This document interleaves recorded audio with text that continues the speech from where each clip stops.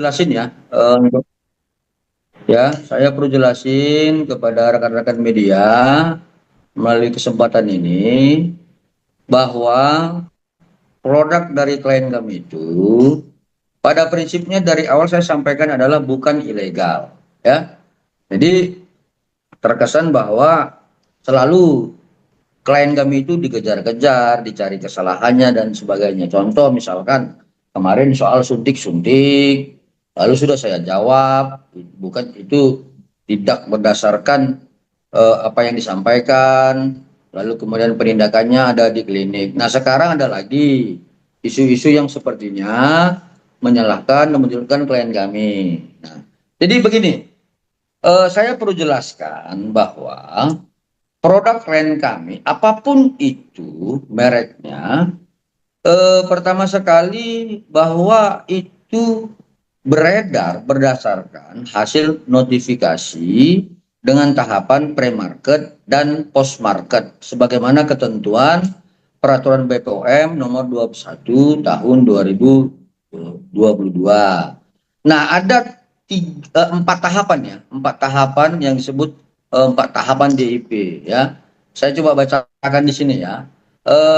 Soal tahapan DIP pertama, itu klien kami harus memenuhi unsur tentang syarat administrasi. Ya, contohnya tentang fotokopi NIB-nya, fotokopi sertifikat, CPKB, dan sebagainya. Lalu kemudian adanya perjanjian antara klien kami dengan pabrik yang memproduksi. Lalu kemudian DP kedua adalah tentang soal bagian mutu dan keamanan bahan kosmetik tersebut. Kemudian tahapan ketiga adalah tentang DIP 3, yaitu tentang data mutu kosmetik yang disesuaikan dengan formula yang diinginkan untuk dinotifikasi. Lalu yang keempat, DIP-nya adalah tentang data keamanan dan kemanfaatan.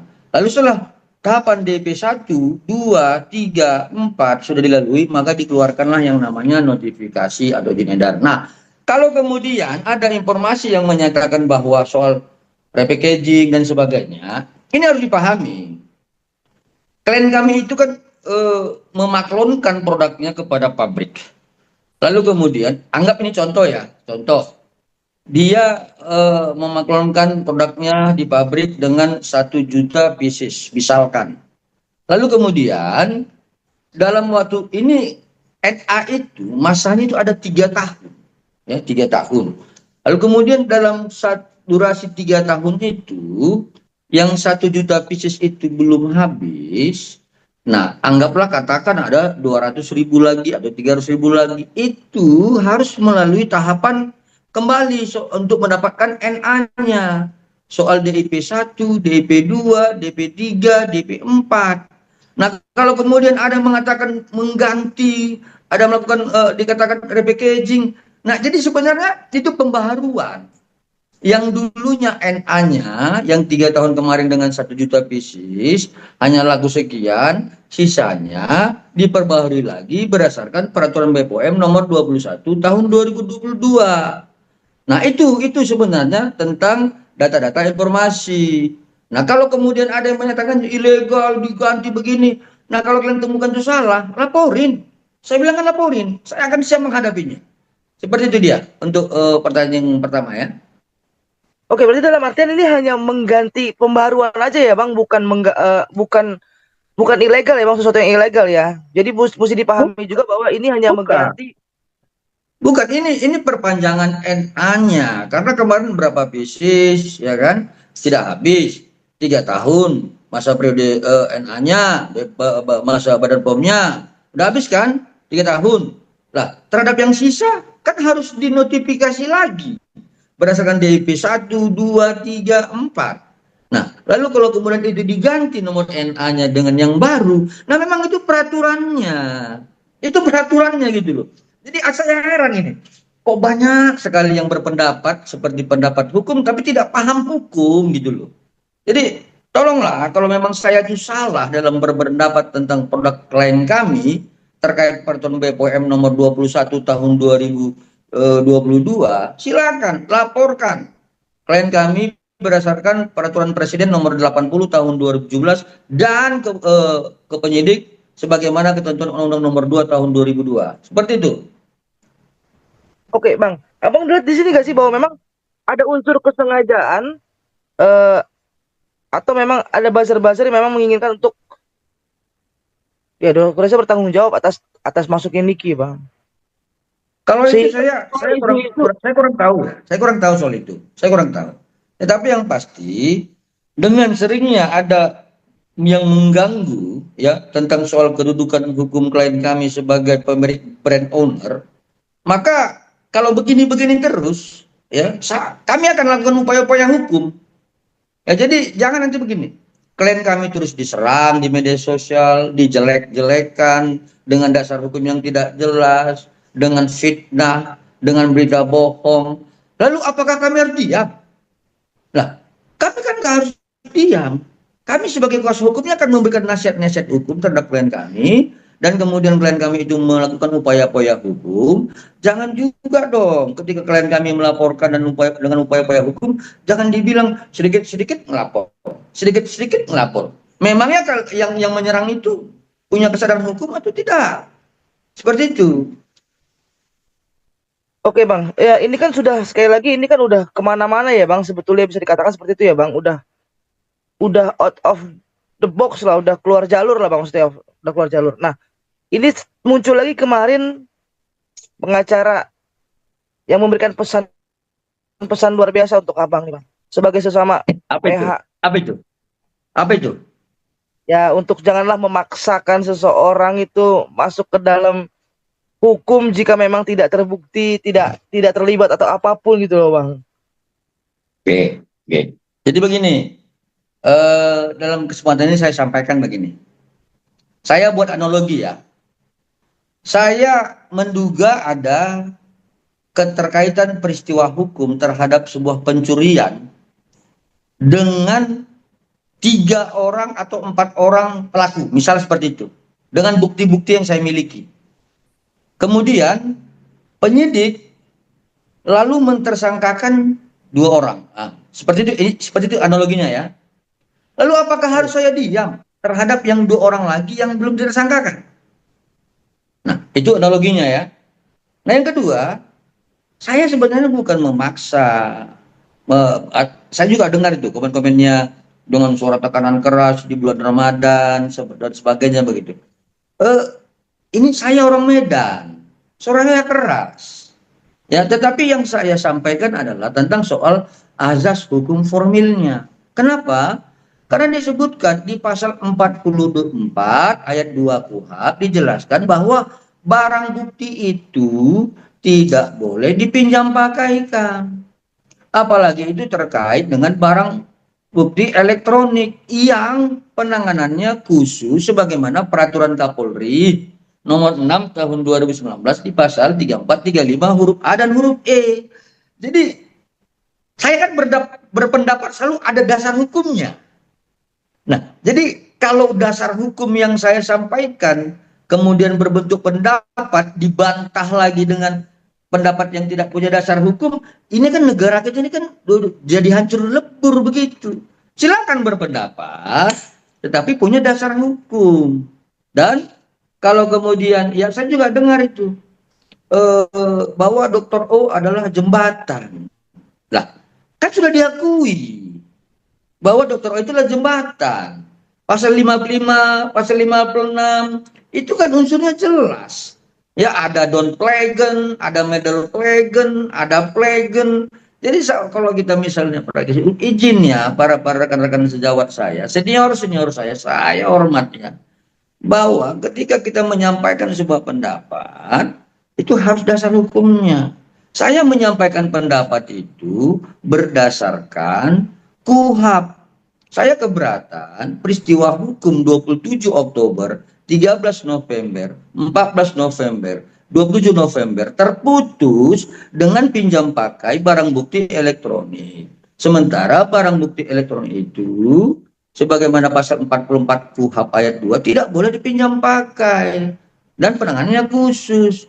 Lalu kemudian kalau saya menyatakan bahwa ini adalah harus ada yang ikut dan sebagainya, dan kemudian senior saya menyatakan bahwa itu adalah jembatan, ya memang jembatan kan. Unsur jembatan itu kan udah ditafsirkan sebagaimana pasal 55, pasal 56. Seperti yang saya sampaikan, ada plegan, don plegan, dan medal plegannya. Seperti itu dia. Oke, Bang, kalau pun di sini kan katakanlah jembatan itu sebagai seorang sahabat kebaikan hati yang untuk justru membuat masalah menjadi selesai gitu loh, Bang. Itu kan yang ditanamkan seperti itu, Bang. Baik, jadi gini, saya juga memohonlah, sangat memohon, dengan sangat ya, mohon kepada rekan-rekan sejawat ketika memasuki kasus ini, dan ini merupakan tentang soal profesi dokter, yuk kita pahami dulu tentang soal derivatnya, ya, saya ulangi, derivatnya terhadap formil dan materialnya. Saya sampaikan begini, bahwa tentang komunikasi klien kami dengan Dr. O itu adalah dasarnya teman sejawat. Di dalam sumpah dokter dan kode etik dokter disebutkan bahwa sesama sejawat dalam profesi dokter itu adalah saudara kandung. Nah, kalau kemudian klien kami ini menganggap dokter O itu adalah saudara kandung, maka ya wajar dong saudara kandungnya memberikan solusi, atau misalkan yang disebutkan jembatan itu jembatan yang tidak menimbulkan peristiwa hukum pidana. Ini kan jembatannya kan menimbulkan dugaan peristiwa pidana. Dan kemudian ingat, ya, barang siapa yang mengetahui pidana tapi tidak melapor, kan itu juga perbuatan pidana. Jadi seperti itu. Jadi soal klien kami menghubungi Dr. O itu dalam kategori konteks yang adalah teman sejawat. Teman sejawat itu dalam sumpah dokter dan kode etik dokter adalah saudara kandung. Kalau saudara kandung harus memberikan solusi terhadap persoalan-persoalan saudara kandungnya. Seperti itu dia. Oke. Oke, yang lain ada yang mau nanya? Ada yang lain? Bare? Lanjut. Abraham, cumi-cumi. Oke, Bang, Lanjut. pertanyaan terakhir. Abraham, mau nanya Abraham? Gue ini mewakili kawan-kawan nih yang di lapangan nih. Masih pada liputan juga, Kak. Masih pada sekali liputan sini. Bang, jadi kalau menurut Abang, Dokter Oki itu terlibat atau gimana, Bang? Nah, saya kan sudah berulang dalam setiap kesempatan menyampaikan peristiwa 27 Oktober itu kan peristiwa hukum yang harus menjadi pintu masuk terhadap peristiwa-peristiwa dugaan pidana yang lain. Kenapa? Ada disebutkan bahwa Dr. O itu menyarankan menjumpai inisial NM melalui IM, kemudian mendatangi rumah dokter inisial Dr. S, berkomunikasi dan sebagainya. Ini kan saran. Dan ini merupakan saran yang dilaksanakan oleh klien kami. Dan kemudian terhadap saran yang diberikan oleh teman sejawat klien kami Dr. Oki, maka kemudian terjadi peristiwa dugaan pidana. Seperti itu dia. Jadi kalau kemudian begini contohnya ya, saya menyarankan seseorang itu datang ke satu tempat. Kemudian saya mengetahui atau tidak mengetahui itu nomor dua. Yang pasti di dalam satu tempat itu ada sarang narkoba. Ya, anggap saya tidak mengetahui, misalkan begitu. Lalu kemudian yang saya suruh itu mengkonsumsi atau terlibat dalam peredaran narkoba. Lah, saya harus laporkan. Saya harus laporkan yang saya suruh tadi itu. Supaya agar unsur tentang orang yang mengetahui perbuatan pidana tidak melaporkan, jadi tidak pidana. Jadi kalau misalnya tidak melaporkan, kan dia mengetahui, bagaimana? Ya seharusnya kalau saya di posisi Dr. O, saya laporkan peristiwa pidana itu. Kenapa? Karena saya tidak menyarankan rekan sejawat saya untuk kemudian dilakukan dugaan-dugaan pemerasan. Karena saran-saran itu adalah hanya sebatas menyelesaikan dengan silaturahmi, bukan untuk diperas. Oh, kalau kemudian teman sejawat saya, saudara kandung saya diperas, saya akan laporkan. Tapi kalau nggak saya laporkan, nah dugaannya kan saya juga, ya kita di jembatan. Jembatan itu bisa bersifat tidak misalkan dipidana, juga bisa dipidana. Tapi begini, saya dari awal kan tidak mau masuk di dalam ajas materialnya, karena itu bukan wewenang saya.